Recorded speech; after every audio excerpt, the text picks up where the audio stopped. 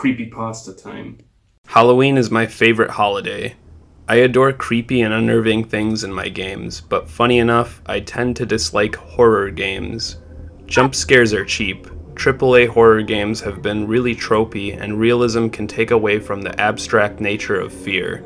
I'll be covering my favorite horror elements in non-horror video games for this video. I'd love to make this a yearly thing as it's one of the most interesting topics to me.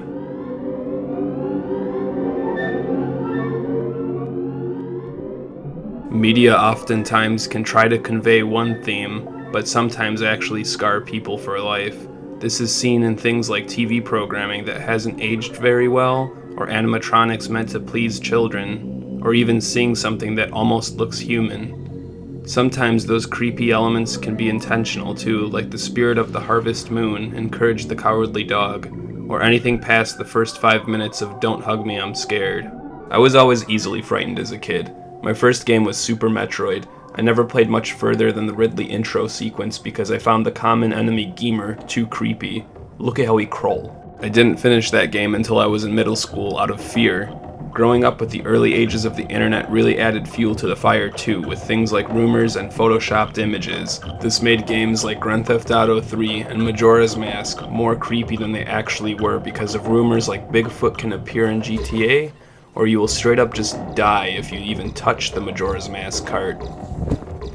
Eventually, as I grew up, I went back to these old games I owned and actually beat them because I wasn't afraid of things like half of the enemies in Morrowind. I believe one of the best ways you can rival these feelings you get when you're younger is by including something that almost feels like it doesn't even belong in the setting it was placed in. Stuff like the random chance you'll come across a Gaster follower in Undertale can really rustle your jimmies. Why is this here? Why is the tone so different from the rest of the game? Why is there no beef brisket left in the fridge? What am I supposed to eat now? Let's talk about my least liked 3D Mario game, Super Mario Galaxy 2. Yeah, you heard me right. One of the only redeeming qualities of this game is the creepy figures that you see in the Shiverburn Galaxy. They just stare at you from a distance.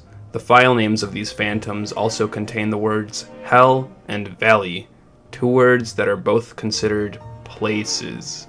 Come on, Nintendo, how can we both be in Hell and a Valley? That makes no sense. But those aren't the only stalkers in Mario games.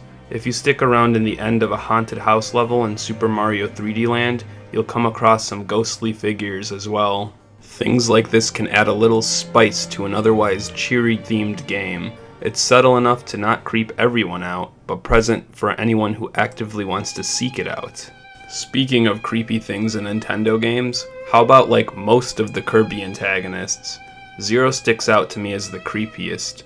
Marx might be creepy at face value, but Zero is a being that has no backstory, has no clear intentions, and is altogether just mysterious. It's a being with no known rationality or motive. It's just there, and bleeding out of its eye. Couple that with the fact that we never even knew this thing existed until you get the true endings, and the distorted music that plays when you fight it, and you forget that just a few levels ago you were frolicking in a colorful forest. Creepypastas can add a layer of creepiness to things that might have only been slightly bothering you. Things like the Tails doll in Sonic R can go from, yeah, that's pretty spoop, to, this maze is so hard. They did so narrow.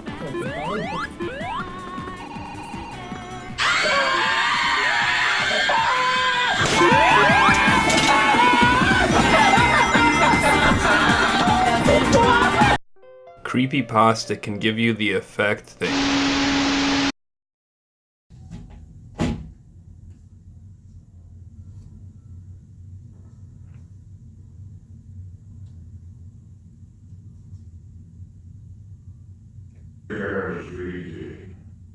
Yes, so we